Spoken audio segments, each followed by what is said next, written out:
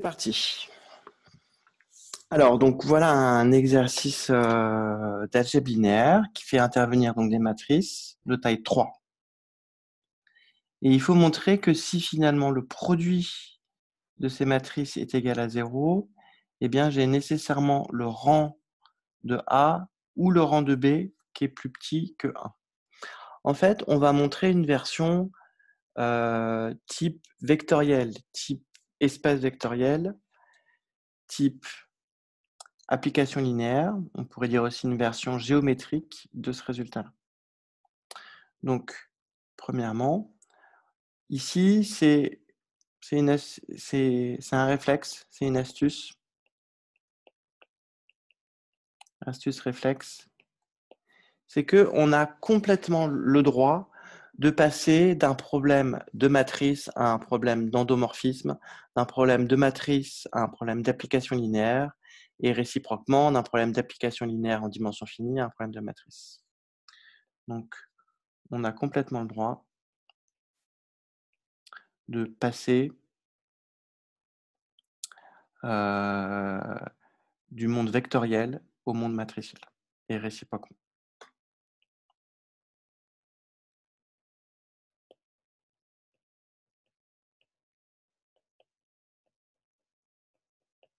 Et en fait, on n'attend pas forcément de vous que vous explicitiez complètement comment ce passage a lieu.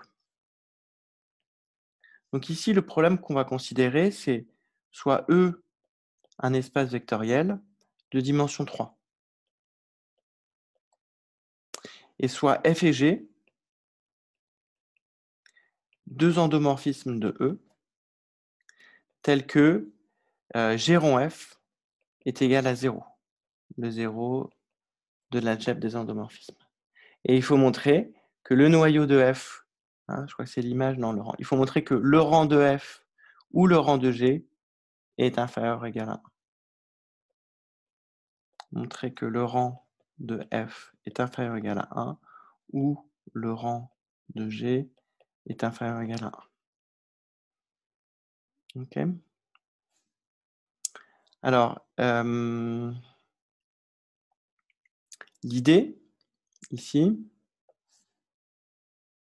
donc voilà, donc en fait, déjà, ce qui est intéressant, c'est quelque chose qui est nouveau, c'est ici de comprendre que j'ai transformé mon énoncé de matrice en énoncé d'endomorphisme. Et vraiment voir que, bah oui, c'est la même chose. En fait, je suis passé de matrice de taille 3 à un espace vectoriel de taille 3. Et puis, je suis passé, mes matrices, c'est devenu des endomorphismes. Le fait que le produit soit nul, ça me fait que la composée est nulle. Bon, et le rang, ça reste la même notion. C'est vraiment l'analogue. Alors maintenant, l'idée, si on avait cet exercice, idée de cet exercice,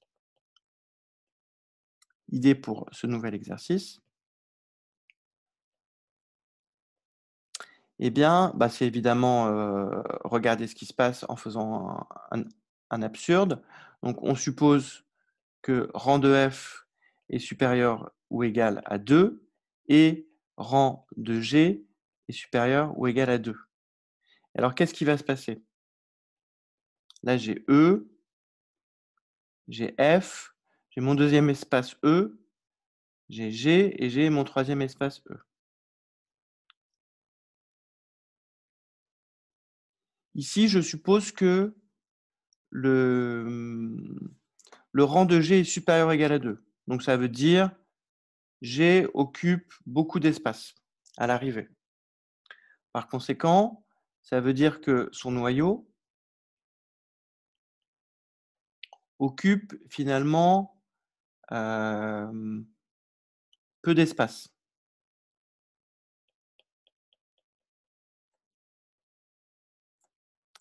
Et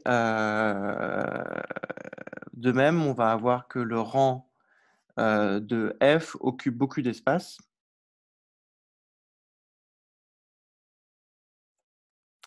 Et son noyau, peu importe. Mais ce qui va se passer, c'est que comme, là, on est vraiment dans des intuitions qu'il faut garder pour le brouillon, c'est que comme le rang de f occupe beaucoup d'espace et que donc l'image de f occupe beaucoup d'espace et que le noyau de G occupe peu d'espace, il va me rester des points qui sont dans l'image de f et qui ne sont pas dans le noyau de G. Ici, je vais pouvoir trouver un y qui appartient à l'image de f et y qui n'appartient pas au noyau de G. Et donc, quand je vais faire G de y, c'est différent de 0, puisque y n'appartient pas au noyau de G. Et donc, je peux écrire G de f de x qui va être différent de 0. Et G de f de x, ici, ça va être y. OK? Donc ça, c'est l'idée. En fait, quand on traduit cet exercice dans sa version géométrique, dans sa version espace vectoriel, eh bien, la démonstration paraît assez simple. Alors, donc ça, c'est l'idée. Maintenant, la démonstration, inspirée par cette idée, eh bien, on a G rond f qui est égal à 0. Ça me donne, réflexe, cette relation-là donne une relation entre le noyau de G et l'image de f. Entre le noyau de G et l'image de f. En fait, on a G rond f qui est égal à 0 si toutes les images de f sont dans le noyau de G. Donc ici, c'est finalement un autre réflexe. Ici, ce n'est pas quelque chose que je connais par cœur, c'est quelque chose que je ressens à chaque fois. On a G rond f qui est égal à 0. Oui, bah, ça veut dire que toutes les images de f sont dans le noyau de G. Donc ça équivaut à IMF inclus dans car G. Et bah, j'ai l'impression qu'on a pratiquement terminé la preuve. Donc maintenant, supposons, par exemple, alors, on va distinguer deux cas. On va faire comme ça. Donc, en particulier, on a IMF qui est inclus dans 15G. Donc, on distingue deux cas.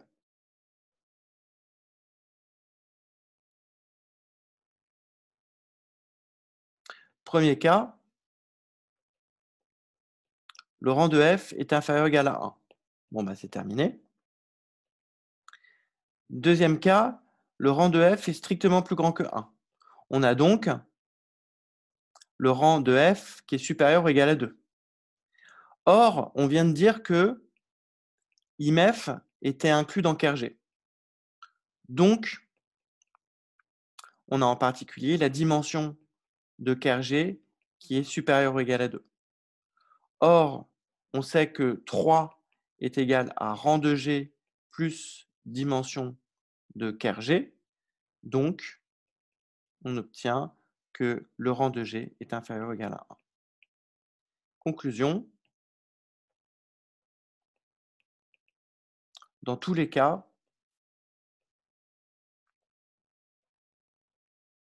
on a rang de f qui est inférieur ou égal à 1 ou rang de G qui est inférieur ou égal à 1. Alors maintenant qu'on a résolu cet exercice géométriquement, c'est comme ça qu'on dit, on peut dire aussi vectoriellement, comment on fait pour se ramener au cas matriciel? Ici, ce que je vous conseille, c'est de ne pas vous prendre la tête et de dire, ben voilà, de juste dire, bah voilà, on l'a démontré vectoriellement, donc c'est vrai matriciellement. Donc maintenant, pour passer au monde matriciel, vous pouvez juste l'affirmer. C'est suffisant. Pour passer au monde matriciel, il suffit de l'affirmer. Alors, comment on va l'affirmer? On essaie de le dire clairement. On dit l'analogue matriciel de ce résultat est, eh bien, pour tout A, B appartenant à M3 de K, si AB est égal à 0, eh bien, j'ai nécessairement, alors, je vais éviter les accolades, j'ai nécessairement le rang de A qui est inférieur ou égal à 1 ou le rang de B qui est inférieur ou égal à 1. C'est tout. Donc là, je dis juste l'analogue matriciel de ce résultat est. Maintenant, je vais vous expliquer comment on pourrait l'expliciter. Si on voulait expliciter cela, comment on ferait? Eh bien, je connais mon résultat pour le vectoriel, je veux passer au matriciel. Eh bien, je vais considérer A et B des matrices appartenant à M3 de K. Maintenant, je vais dire soit E un K espace vectoriel de dimension 3 et B une base de E. Donc ici, attention, il faut vraiment, quand on fait ce passage du matriciel au vectoriel, il faut se fixer une base. C'est notre dictionnaire.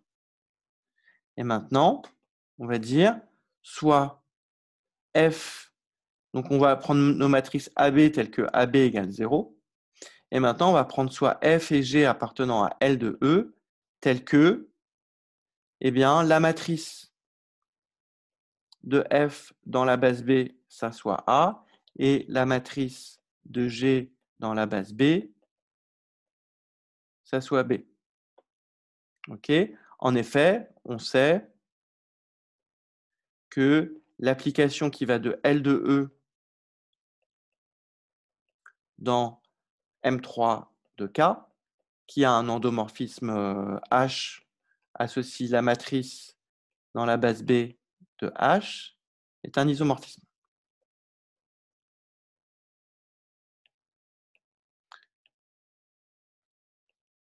On a AB égale 0. Donc, ça va nous donner automatiquement que F rongé est égal à 0. Ici, je ne rentre pas dans les détails, mais pourquoi? C'est parce que, donc là, pareil, on pourrait encore détailler ça. Bon, c'est car F rongé, c'est donc égal à la matrice dans la base B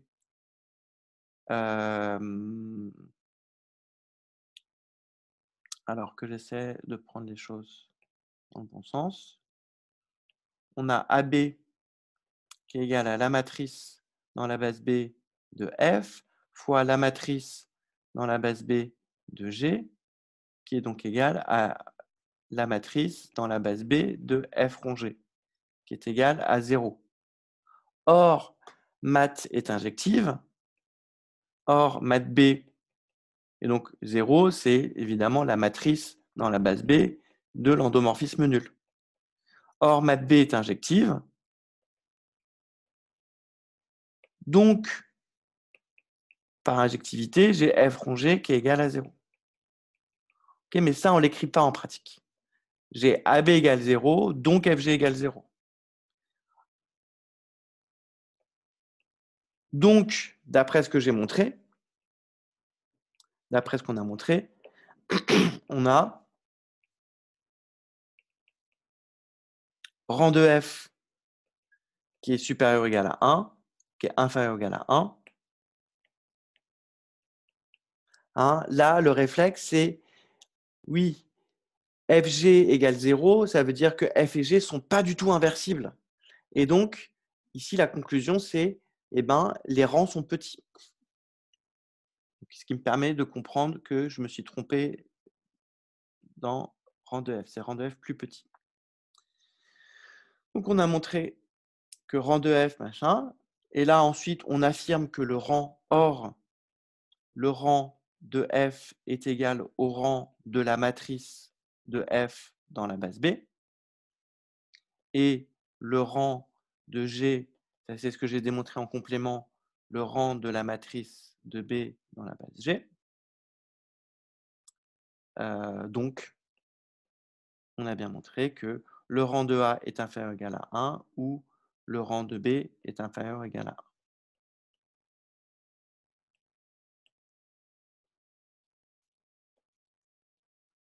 1. OK. Donc, conclusion. Premièrement, on a pris un exercice matriciel, on l'a transformé en exercice vectoriel. On voit que vectoriellement, finalement, paradoxalement, on y arrive mieux. C'est plus clair parce qu'on voit vraiment de la géométrie. On voit de l'action, on voit des espaces, on voit des applications qui envoient des choses dans un autre espace. Et ensuite, on retraduit notre résultat en termes matriciels, sans avoir besoin de faire ce que j'ai fait tout à la fin pour vous montrer que comment on ferait si on voulait le faire. On peut être hyper formel et dire bah oui, j'utilise le dictionnaire et donc ça me permet de ramener la propriété géométrique, vectorielle, en une propriété matricielle. Voilà. Ensuite, une autre solution qui aurait été possible, ça aurait été directement d'interpréter les matrices comme des objets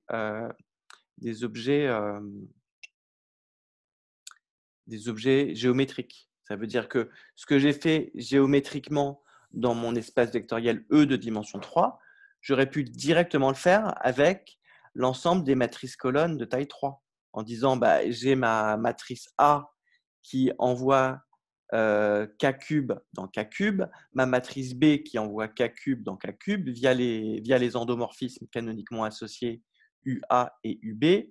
J'ai donc pareil l'image de UA qui va être incluse dans le noyau de UB. Hein. Allez, on va faire comme ça. Autre solution.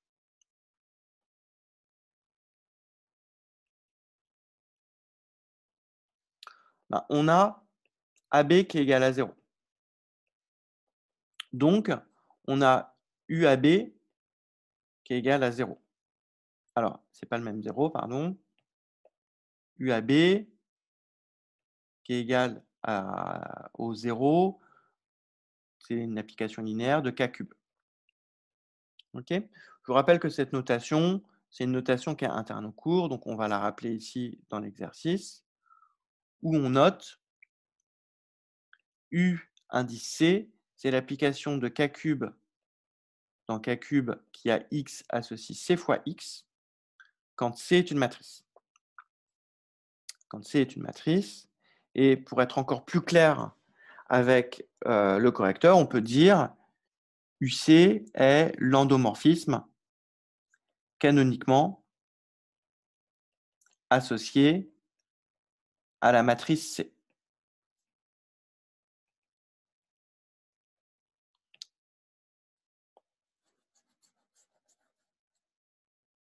Donc, j'ai UAB qui est égal à 0. Donc, j'ai UA rond UB qui est égal à 0. Donc, j'ai l'image de UB qui est incluse dans le noyau de UA. Et donc, deux cas possibles. Premier cas, la dimension de l'image de UB est inférieure ou égale à 1. IE, le rang de B est inférieur ou égal à 1. Là, je n'ai même pas besoin de dictionnaire pour dire que la dimension de l'image de IB, c'est égal au rang de B.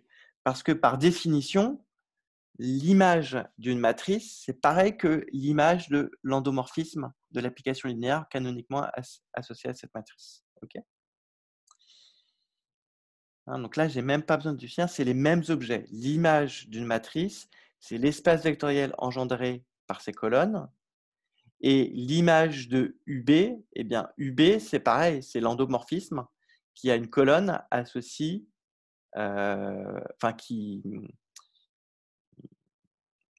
qui a épsilon I associe la ième colonne de la matrice B. Okay. Donc l'image de UB, c'est l'image de B, c'est les mêmes espaces. On a image de UB égale à image de B. C'est même pas un isomorphisme, là, c'est une vraie égalité. Donc 2 cas. Et sinon, bah, j'ai dim de im de UB qui est supérieur ou égal à 2. Et donc, j'obtiens que la dimension du noyau de UA est supérieure ou égale à 2. Or, je sais que 3 est égal au rang de A plus la dimension du noyau de UA. Donc, j'obtiens que rang de A est inférieur ou égal à. Donc, ça fait une solution qui est beaucoup plus courte, mais qui est beaucoup moins trouvable. Okay. Donc, c'est voilà, un bel exemple d'exercice où on se ramène à un cas abstrait, géométrique, vectoriel, pour résoudre un exercice sur les matrices. Est-ce que vous avez des questions sur cet exercice? Ouais, Tanguy, je t'écoute. J'ai pas bien compris les notations que vous avez prises pour la fonction U, enfin, l'endomorphisme U, l'application U. Parce que de K cube dans K cube, et vous avez dit que vous considérez C comme une matrice. Non, c'est une matrice. Mais ça, c'est les notations du cours, Tanguy. Souviens-toi, U indice A, l'application linéaire canoniquement associée à A. Ici, K cube, c'est Oui, en M... fait, c'est la matrice colonne. Ah oui, c'est K cube colonne. Oui, c'est ça. Enfin, du coup, j'ai pas vu Ouais, c'est K cube l'analogie. colonne. Ici, c'est M31 Voilà, c'est ça. de K. Ok. OK? On fait souvent cet amalgame entre les matrices colonnes et K puissance n. D'accord? Voilà. Est-ce qu'il y a d'autres questions sur cet exercice?